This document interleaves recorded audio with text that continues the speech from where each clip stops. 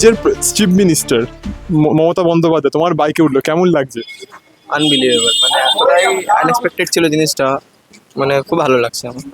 মানে তুমি কি জানতে তোমার বাইকে একদমই না। রোড শো করতে করতে করতে একদমই তোমার bike এ উঠেছে? সাডেনলি, একদম। নেমে কি বললো, বাইক থেকে নেমে ছেড়ে দিলে সেফলি? পড়াশোনার ব্যাপারে, কাজ ফাজের ব্যাপারে, তারপরে কোথায় থাকি সেটা জিজ্ঞেস করছি।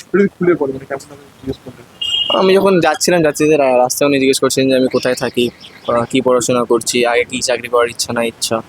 তারপরে যখন আমি ওখান থেকে রিটার্ন এলাম বোনিং থেকে, তখন উনি জিজ্ঞেস করছিলেন যে এখানে কি করে এলাম।